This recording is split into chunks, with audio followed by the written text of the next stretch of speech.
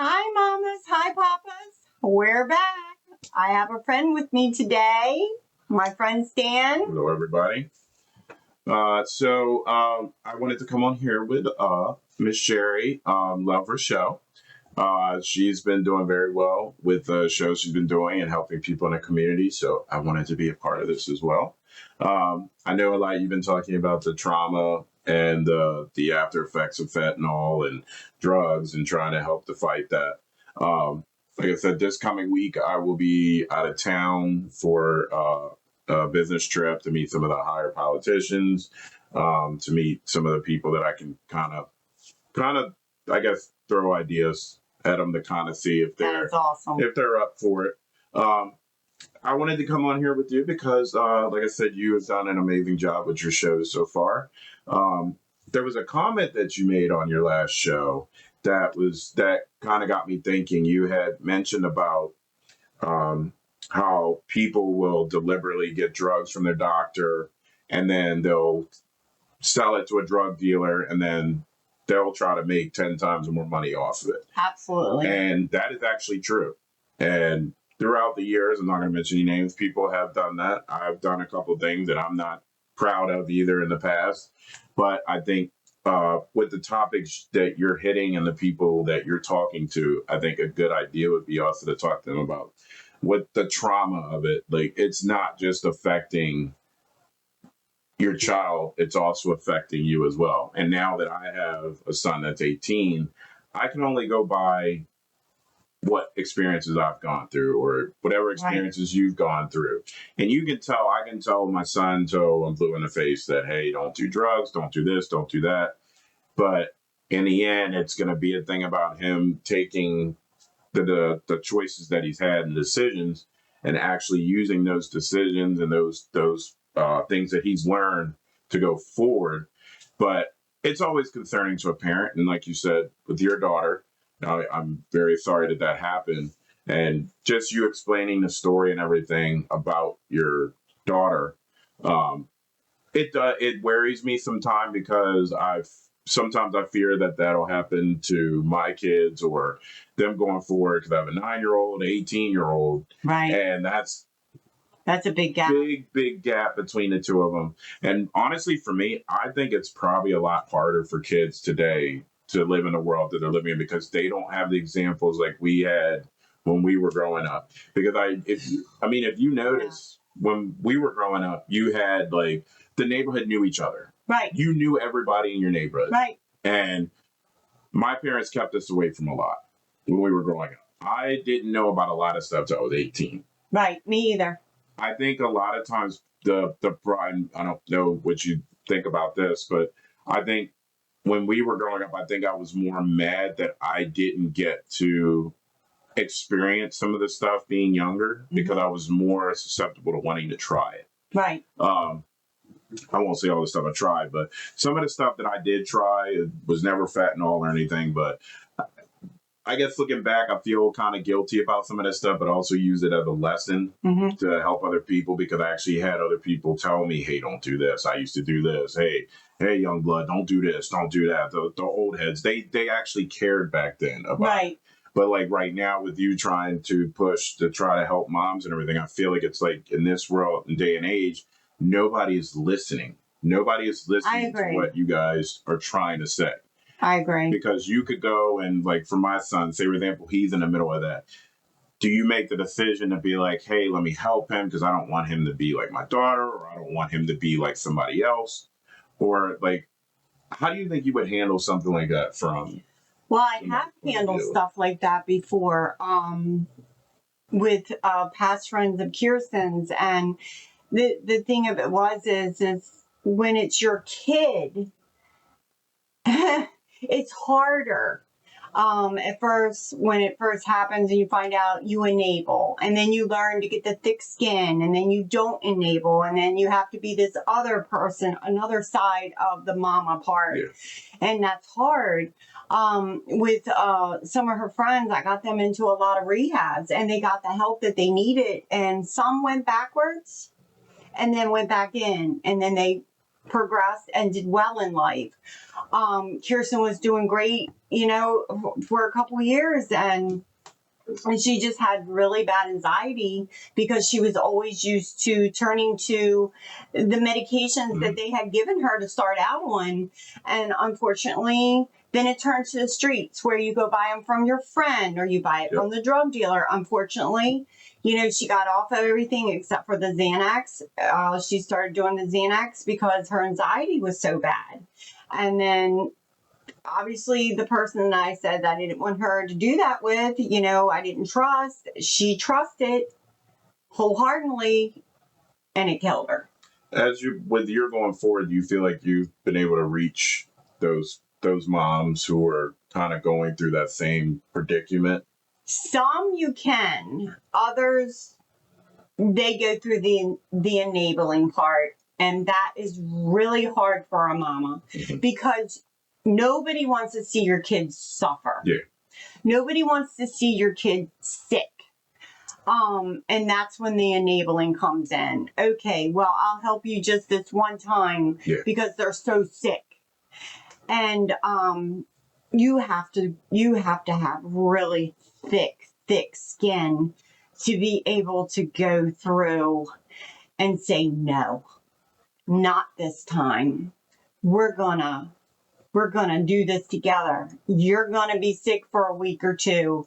We're gonna do it together. I'm not gonna leave your side. You're gonna withdraw. It's gonna be hell. We can go to a doctor and see what they can do. But at Kirsten's point, it was to the point where she didn't trust the doctor anymore. Not only did my child die of having fentanyl in her system that was given to her, but she had pneumonia. She was really sick. She should have gone to the doctor. Yeah. Antibiotic could have took care of that. But because she had so much distrust in the doctors because they had put her through so much hell trying to kick this habit, because then they want to throw you another pill or they want to throw you a strip. And you're only supposed to be on those like strips. What are they called? I can't think straight.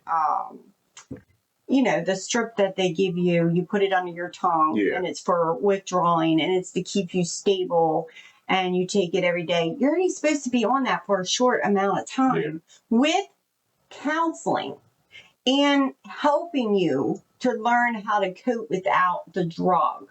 They're not doing it right. Yeah. They'll have these people on these for years.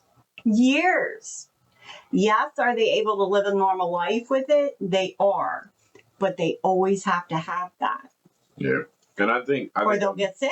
I think it, like, even for me, like when I got out of the Marine Corps and with my knee and went to the VA, I didn't know what the VA was at the time. Right.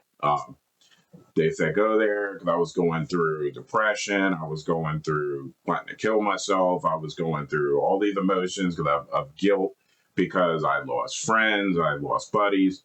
And the first thing that they offered was, hey, we got here's Oxy. Right. Here, take that. And I'm like, okay, so what am I supposed to do with these? Right. Because the only thing I ever knew that, hey, you can take a Vicodin, it'll help you with your pain, blah, blah, and that's one of the things I say why I wish I wasn't so protected from so much, because I think if I would have known exactly what these medicines were and what their effects were, I think I probably needed to turn it down.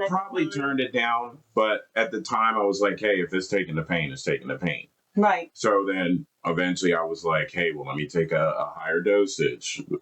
Which is what happened with Kirsten. As you know, Kirsten's story, she would go to the doctor and say, I don't want to take these anymore. They're not helping anymore. Is there something else we can do? They would just up it. Then eventually it was it started Percocets, and then eventually he put her on pure oxycodones. And I understand why people all I had to do is send her to physical therapy. Yeah. And that's where I get angry with Big Pharma. Because it starts at the top and it works its way down to the doctors. And at that time when Kirsten was being given them, the doctors were getting kickbacks. Yep. Which means they were getting money for every patient they had on this stuff. And that's the kickback. So they were making bank. I know I'm probably going to get scrutiny over this, but I really don't care. Like, people know that I'm a Trump supporter. I don't hide it. I'm a Trump Um, supporter. They already know it. I already told them. Oh yeah, I've heard. But I think if the only reason why I started supporting him was because I started understanding as far as Democrat Party, Republican Party on both sides, but also you see the behind the scenes thing about what people really care about. Right. Like for example, Mayor Brandon Scott, he didn't care about any of the schools. Right. It was just, oh well, we're going to try to do this. But now that he has a kid, now he's pushing more, hey, let's fix the education. Right. It seems like people are not ready to push themselves unless it puts themselves in that predicament and they start caring. It's very sad that even with grief, people can say, "Oh, I'm so sorry," and give you all the advice in the world. But until they've been through it, and I don't want anybody to go through what I've been through. Don't give me any advice if you haven't been through it. Yeah. Because you can't put my shoes on right now and walk every day in them. You can't. There's no way in hell you can put my shoes on and go out in the world and do what I do, knowing that I will never give her another kiss. I will never get a text, a phone call, anything. Did it make you feel very lonely because you didn't have the... Absolutely, because like Kirsten, it was like my best friend. We did everything together. Like we were always together every single day, just about 7 days a week. You know, and we worked together too with owning the company that I had, my cleaning company. So she was, you know, she was part partner once she came of age. You know, she wanted to come in on it. So, you know, everything that I worked for was always for Kirsten, but that's just how it is when we have our kids. Yep. And everything was going to be left to her because she was my only child. Yeah. And so, yeah, I don't take advice very well from people that just have not walked in my shoes. Like, oh, she's in a better place, but she could have been in a good place here. Yeah. You know, like saying something like that to a grieving parent is like, would your child be better off not being here? That's, you know, I'm just a very blunt person. And no, like I said it to a person one day, like, you know, I as I did a podcast the one day, like, pick one. Which, if you have 3 kids, which one would you not like to have by tomorrow? Which one? And I think I'm guilty. You know? I'm very guilty, and my wife will tell you that too. Like, even with their family, which is my family as well, with her sister and everything. I think, and me and my wife have had arguments about this because, from my point of view, all I see is all the bad stuff that happened leading up to that situation. But I haven't, in my head, I won't physically ever understand how they feel. I could never understand how them advice. I'm guilty of that. Physically felt. As she could not understand how I felt on the other end, what it was doing to me. Yeah. She could sympathize with it. She felt bad. She felt guilty. But once that drug takes over that brain, there's no stopping it. You want it as somebody unless you really, really fight. You have to fight your own brain and your own physical. It's mental and physical. It's just not just mental. It's physical too. It's just it comes hand in hand. It takes a toll on you. It really comes hand in hand. And for those out there that you may have children struggling now or a family member, you are more than welcome to reach out to me. Email me. You go back on the podcast. You can see my email address. I've got quite a few emails this past weekend. I haven't had a chance to answer back yet with different. I'm getting a lot in. I'm glad that I shared Kirsten's story because I have gotten a lot of more since the other day. Like I said, I got 23 emails. 2 of them were prayers for me. The other 21 where your children died of fentanyl. Wow. And it's just sad because nowadays you're not hearing the children are dying, your children, adults, young children, whatever it may be, of that is a or something. The fentanyl is being mixed in it. Because even now, I noticed like back then there was a big push for, hey, you had the signs up in front of police stations like these many overdoses. They for still these have times. that in White Marsh here. I think I don't the one in Dundalk. I don't think they have that anymore. But I notice now that because it's a big issue that they try to keep quiet. Because I Yeah. noticed that they're like, oh well, if we do this, no one's gonna trust doctors and all It's this not stuff and blah blah going blah. away. It's never gonna go away. It's already That's what I've been saying. It's here. They're trying to push it out and not let it come in Yep. anymore. But that is a lot. But That is a big border. And we don't know where it can come from underground. It could come anywhere. It could come in on the ships. Like, Yep. Things get I mean, people pay the people Air off. Force I mean, and stuff, they it's can't just always it's like, it pick it up. happens. It happens. So I'm pleading with the parents as your children are growing, even as an adult. Like, I did not know that the doctor she was living on her own. She was doing her own thing. She was working 60 hours a week, running a restaurant, managing, and she was thriving. She was doing so well, but I didn't know she was on anything. She didn't share with me until we had switched doctors, and that doctor would not prescribe them to her. And she had gotten sick. She thought she had the flu. She thought I was picking her up, taking her to the hospital, getting an IV for fluids. She thought she had the flu. But little did we know, even her, she was withdrawing because she hadn't had the pills in a few days. Because the new doctor would not prescribe them, he sent her to physical therapy, which the first doctor should have done. Yeah. And then it just spiraled from there. It was like a roller coaster that would not stop, or like a Ferris wheel that just kept going around and around, and you never got off the ride. It was a journey. It was not an easy journey either. It just, and when people go through addiction, it just doesn't affect the person who's going through the addiction. It affects the whole family. Yeah. Wide. If the family doesn't want to walk away and not be involved in it. Do you feel like you had family that actually helped you out, or you feel like you were mostly? Her grandparents were incredible.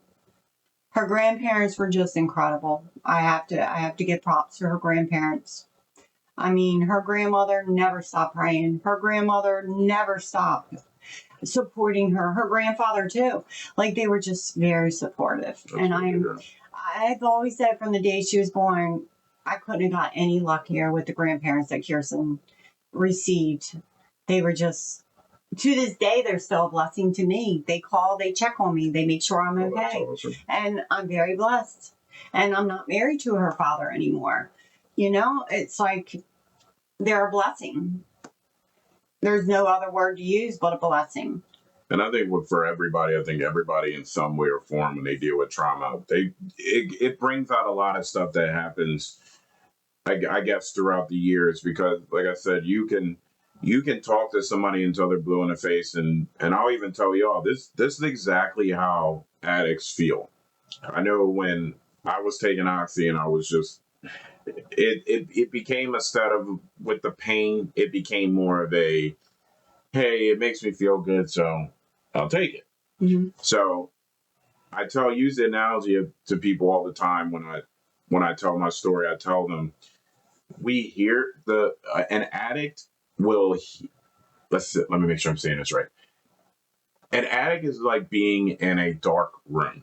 You hear the voices, but you don't want to listen to it. Mm-hmm. Because either there's something that traumatized you to get to that point where you stop listening to people, where you fake listen to people, where you're like, oh yeah, I think I might do that. I'm gonna stop doing that.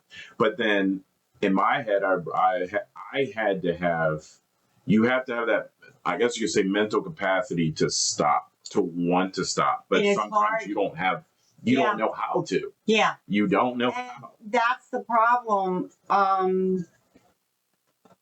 There's just not enough help. There's not. And it comes with mental illness too. Yes.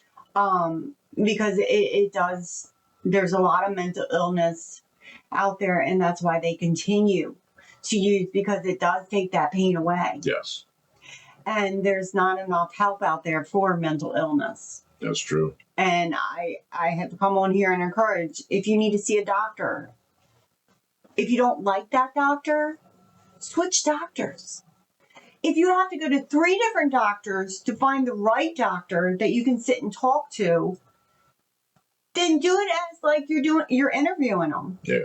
You do it like that. Like, and I'm not talking like doctors seeking for pills. I'm talking about for mental illness, for help. If you need to see, you go to a counselor. I'm not clicking with this one. You're not going to click with every doctor that you talk to. Yeah. You're not. I didn't. And counseling's not easy.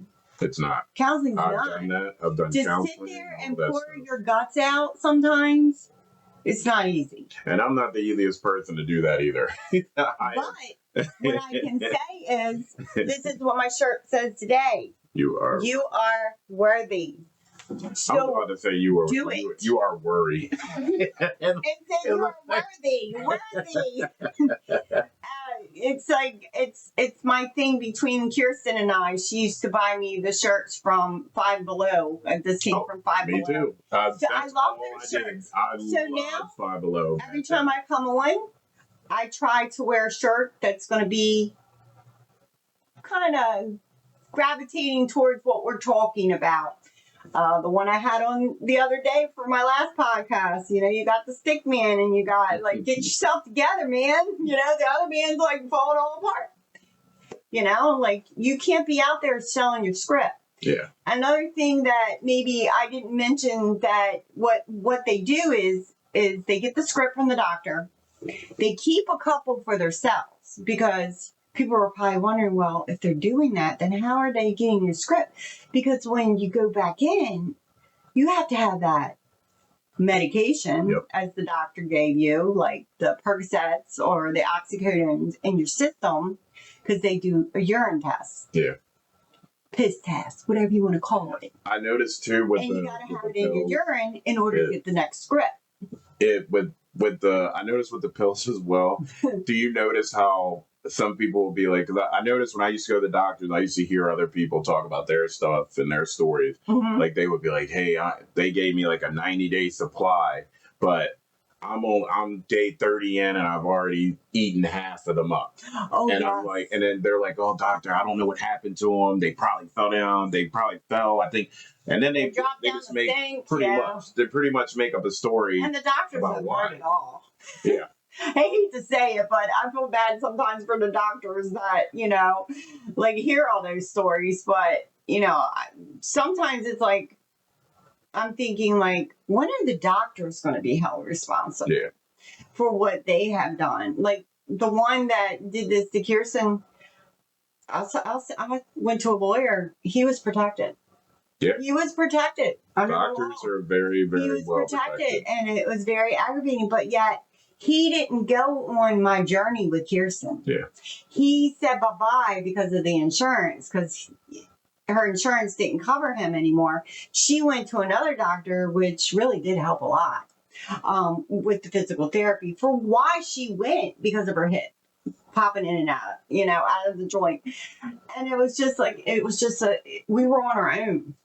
By then, we were on our own to figure it out ourselves. Yeah. I think that doctor should have been responsible for weaning, even though our insurance didn't cover him. He should have been responsible for weaning her down. Yeah. Instead of her having to go cold turkey, because the new doctor wouldn't prescribe them, which I was grateful for, but there was no help. Yeah. We had to go seek out the help ourselves. And then the help that we thought we were getting, they're just throwing her more different kinds of pills, like, or the strips or something like that. It was just like an endless circle. Yeah. And it was so unfair to Kirsten. And even in life, I felt like there was no justice for Kirsten with her having to go through that, because she didn't purposely do that to herself. But did she end up seeking through friends and stuff afterwards? Absolutely. She didn't want to be sick. She didn't even want to take them anymore. Yeah. She just did not want to be sick. I think a lot of people just want somebody to listen. And that's it. Just listen and just hear me out. Yeah, absolutely. Because it and it's gets to that traumatizing point. for them too. Yeah.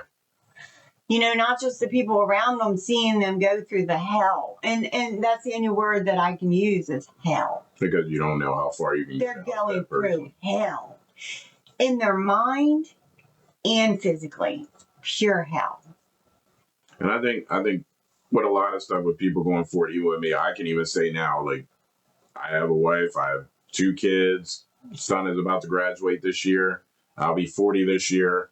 But there is a way to get pushed past it. I know we talk about a lot of like the bad about it, but Yes, there are a lot of people out there that have success with going Absolutely. forward. I have a few friends that dealt with that, told me their stories. And to see where they're at now, Right. and it's like, wow, you had that You willpower can come to out of stop and you can move on with your life, because eventually for me, any type of trauma you go through with for me losing my Marine buddies and the injuries I had and all that stuff, but it's like going forward now, like I wake up every day in pain. Right. I'm in pain every day, but I know I can't do that. You know where it's going to take you. I have a if family. You go down that road again. Yes. And I know how many people, and somebody did mention to me that that when you see what happens like in your story, to me that would make me with your daughter, with everything that happened, that would make me not want to go towards that way. But unfortunately for some people, they hear that, they'll be like, oh, well, what kind of fentanyl was that? Like, right? Where can I get that from? Like, you really are telling you want to die. You're literally telling us to our faces you want to die. Right. But you're taking everything. They even said, even when in labs, when they just touch a little bit of fentanyl can kill you. Yeah. I've seen video of the cops. They open up a trunk to see what's in there, and you don't see it, you don't smell it. Right. But if it comes in contact with your skin and you don't have the right equipment, you could die. Right. Like, you got to get an adrenaline shot. There's a lot of stuff processed for that, but you can have success with your past, because especially you can do it as you're going to learn from it, or you're going to continue to do it. Right. And I don't consider it a coincidence. Everything that happened with you, there might be a bigger cause. I hate to say that I would hate to question, like, let me make sure I'm saying this right. I would hate to question that a bad situation happens for a reason, but I'll also say that there are a lot of moms that are listening to you. There's a lot of moms that needed you. And Kirsten was here for the time that she was to be here for you. I don't want Kirsten's name to go down in vain, so I will keep speaking her name, and I will still fight for justice for Kirsten. And like I said in the last podcast, I will fight for your children too that have not gotten justice. Do you think a lot of moms and dads are the ones that you talk to are kind of scared to come to, like? Oh, they're absolutely. How many little podcasts or whatever, however you put it on here, how many times did I speak? How many videos I got on here before I told you Kirsten's story? First, I told you to go to his podcast and you can hear Kirsten's story. There you go, allegedly. And then you can hear Kirsten's story. And then I got, as they would put out in the world, the balls to speak about Kirsten's story. It's not easy because you worry about being judged. Yes. Because they just look at people as junkies. My daughter wasn't a junkie. She thrived in the world. She worked every day. You know, it's just, it's almost like if you're a diabetic and you have to have a shot every day. It was almost like that. Maybe that's not a good example to use, but I don't know what other example to use. Because her body needed it, because a doctor got her started on it and she didn't know what to do anymore. Yeah. Eventually she did. She tried rehab. She you know, like eventually she did get off, but she was, for the anxiety was so bad, she was doing the Xanax. And if one thing doesn't work, anxiety, something stronger. Right. And it's like, and it just, it's very sad how it ended, and it's not fair. It's just not fair. Yeah. There is one thing that I do want to mention that I have not shared If you have someone you know, and I should have brought one in with me so I can show as an example.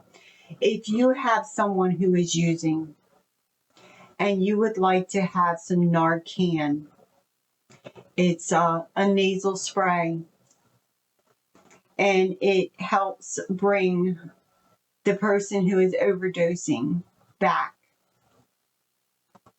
I have it. And when I say I have it, I have a lot of it. And you can email me and I will mail it to you. If you feel that this is something that you need in your house right now because the person that you love is not ready to stop taking the drug and you are afraid of an overdose happening in your house, I carry 4 of them in my purse at all time.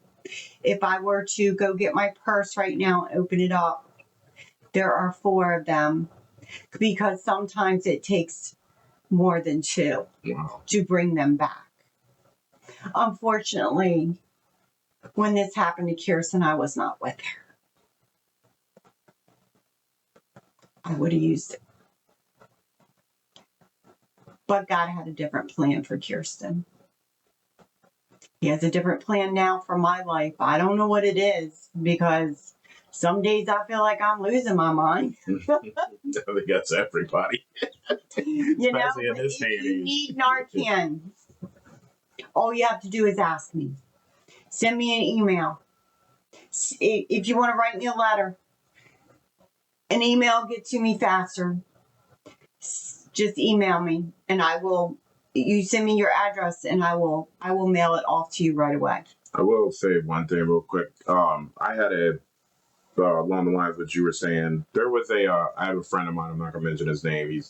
He overdosed on fentanyl. Good friend of mine. He actually went to prison for a little bit for doing stuff he wasn't supposed to. He got out. We used to work together and everything. Good dude. Had some problems. Got his life together, and we actually, all of us that knew him, we did not get to go to his funeral. Oh, I'm so sorry. Because his parents were too embarrassed to tell people that it was because of fentanyl. Everybody that was close to him, we all knew what it was, but along the lines Were that you you were guys saying, speaking of it probably yes. at the funeral? Yeah. I understand. And we understood, but it was like we never got closure with him because we didn't even know he was doing it. We had no clue. Coming to work normally, like everything was fine. And then all of a sudden, I didn't see the guy at work for, I think, a month. And I was like, what is going on? What's going on? And then, so happenly, the day I asked was the day before. That's when he had overdosed. And I think they had a closed casket. So I'm guessing that it wasn't too good either. But it's sad that like even the people that you work around, the people you know don't know if they're doing it. No, there have been judges that I have read about that have died from fentanyl. Judges? Judges. Wow. I'll have to find the articles. It's so much stuff going on right now. It's everywhere. It's everywhere. You can't avoid it. You can't get away from it. That's why, like I said, I try to tell my son, hey, if somebody's rolling a joint or something like that, if you don't know what's in there, don't touch it. Don't touch it. No. You don't know. Look, dude, I'm not joking. People might think that I'm being ridiculous, but no, speak your mind. It is a proven fact. I had a counselor tell me that one of his patients overdosed and he was in shock and he had smoked a joint. He smoked a joint. But he had, the dealer had weighed some fentanyl on the scale. And then weighed his weed that he had sold to him and didn't clean it. And so it had gotten in, You gotta make on the scale, the just mixer. a tiny bit. That was That's it. it. You don't have to buy weed anymore Yep. off the streets. That's stupidity. Yep. I'm going to tell you It's- right now. Well, certain states That is it's legal legal. now. Go buy it at the dispensary. At least If you you know feel what that you're you getting. need to smoke weed, by all means, go buy it at the dispensary. I don't even think that many people do even sell weed on the street anymore. But if they do, There's still don't some. do it. There's still some. Don't do it. I do think too this week. I think I'm going to really push hard. And you can walk in without a card nowadays. Yes. So As long don't as you have your ID. excuse. As long as you have an ID, you don't need a marijuana card anymore. So.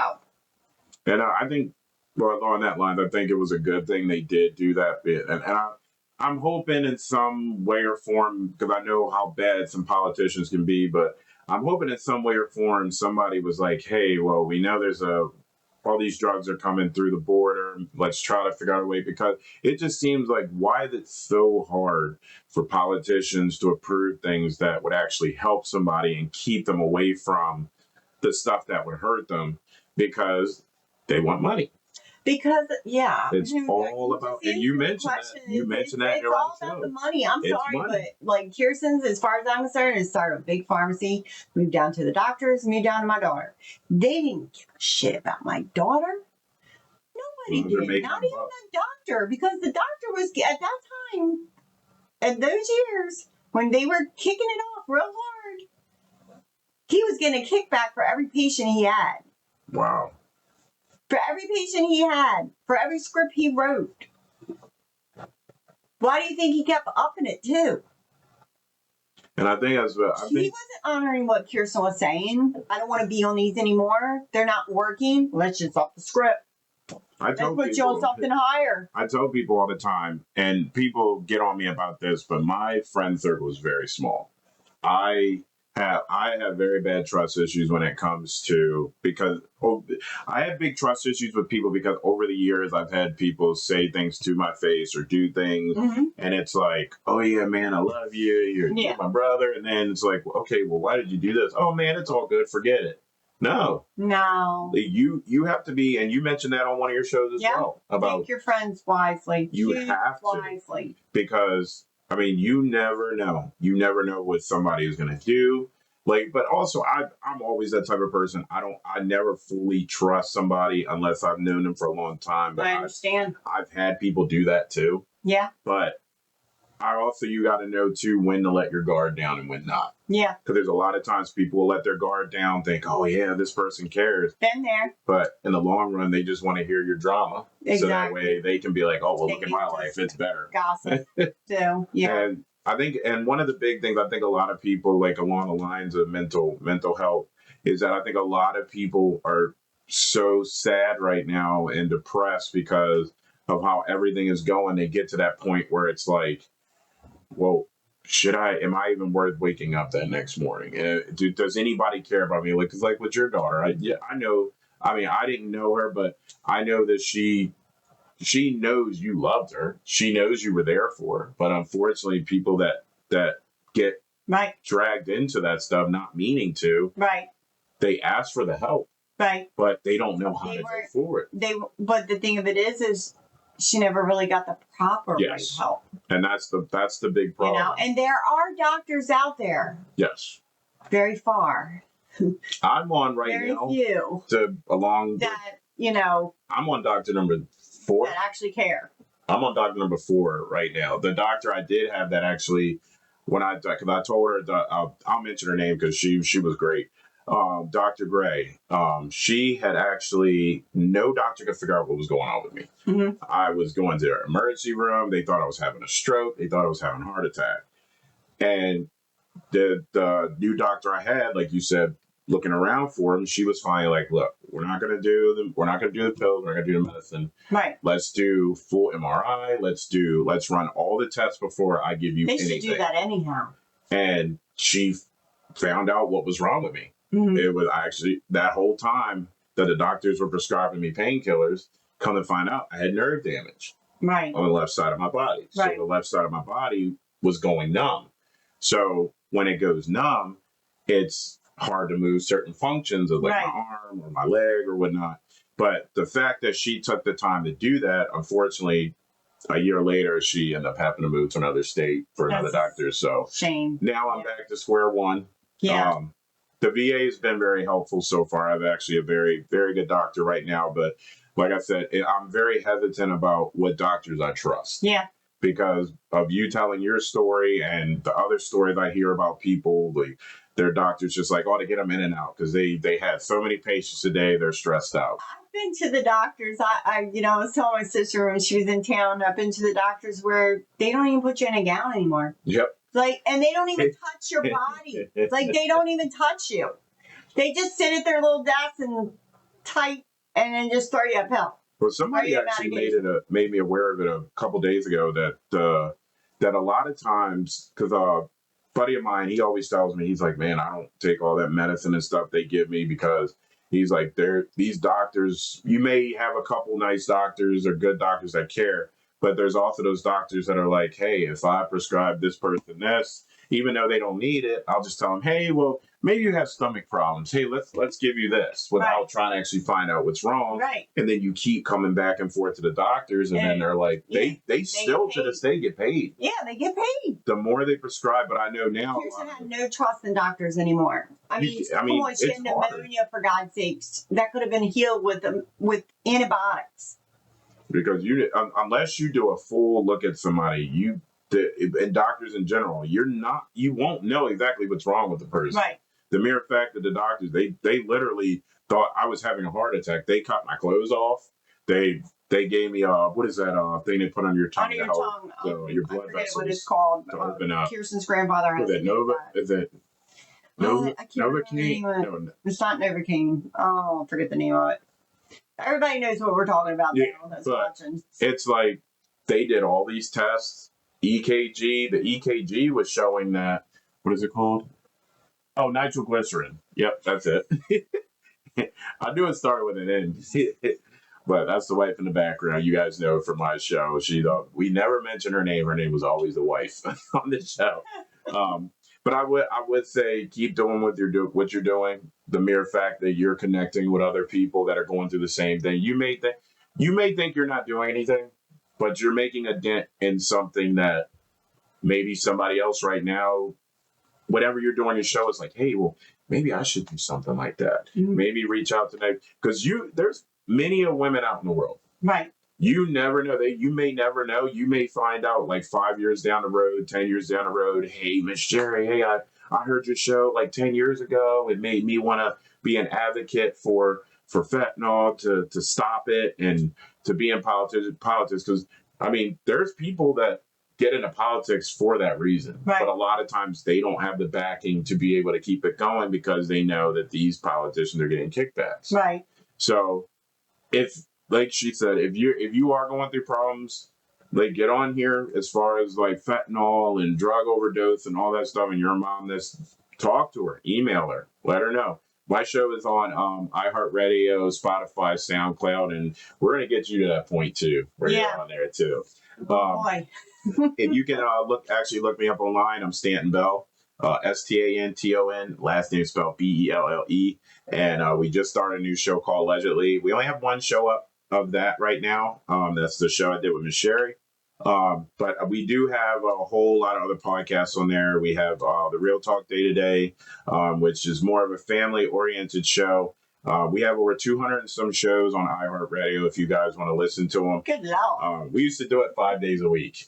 It was crazy. I think we had what? It's hard enough for me to come on here a couple days a week. But 5 days, wow. I will say, like I told you, you will come under some scrutiny, guys. You have, when you do podcasting and when you talk to people, you have to know you're gonna get scrutiny sometime because there's always gonna be that one person that doesn't want to hear it. There's always gonna be that person that drug dealer, whoever's gonna be like, oh, you're hurting my business. Okay, well, you're technically hurting us too because you're taking the people from us. Right. And unfortunately, my wife, she dealt with the loss of her sister. Miss Sherry dealt with the loss of her daughter. And like I said, I hope I never have to deal with that with my kids, but you never know. You don't know what the future is. And but yeah, if you guys like check out the show, you can also look at the Hard Hard Knockers podcast. That's on iHeartRadio too. You guys know Big Scola and Shaggy. We talked about so many things on there about different shows. So I hope you guys will tune into that.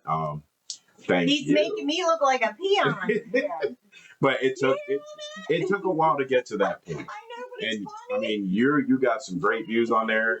I haven't gotten to listen to all your shows. I think I've gotten to listen to 4 or 5 of them. Usually when you see me commenting on them, that means that I got a chance to listen to Yeah. But I hope you'll keep doing it. I want to continue to listen to your show. I I'm hope gonna that continue. you keep doing this. Don't, like I said, you're going to have days where you're Not going to giving feel up. like you're not going to want to do it. Right. But just remember, there's somebody else out there that's listening to you that you may not even know is listening to you. Right. If you can reach one person, that's all that matters. Right. If you reach 2, 5, 10, you never know. But just know you're touching somebody's heart because they know that they're not alone. And that's going to be the big thing with you going forward. Let them hear you. Even if it's sometimes you don't want to do it, you never know. It might be that day. Yeah. You never know. But I enjoyed this. I'm glad you came on the show. Hopefully me and you can do an We actual will do event. it again. Oh, that would be wonderful. And because like I said, we got movie events coming out. We do a lot of movie premieres. We rent out movie theaters at Towson, and we do premieres, we do giveaways and all that stuff. And it's just family or friends, and everybody knows somebody. But it's a good time. We've gotten a network through that. That's a good way for you to network too, with events, because that's how we my buddy, that's how we met. Buddy of mine who does DJing. He's going to help us out with DJing going forward with the shows, because sometimes I don't have time. Right. But one day I would like to be able to have it where we have a full staff, and we're going to focus 100% on events. The podcasting might be once a week, once or twice a month, depending on what guests we have. But like I said, with this week, I will be talking to a few of the politicians to. I need that. Kind of put an ear out there, put some feelers out there. But please keep doing what you're doing. Don't stop. I am. This is awesome. That I'm glad you're doing this. But guys, check out Sharon Kristen Dukes. Even though I spelled it wrong a couple times. Yeah, that's okay. Thank you guys. All right, mamas and papas. Thanks for letting us share.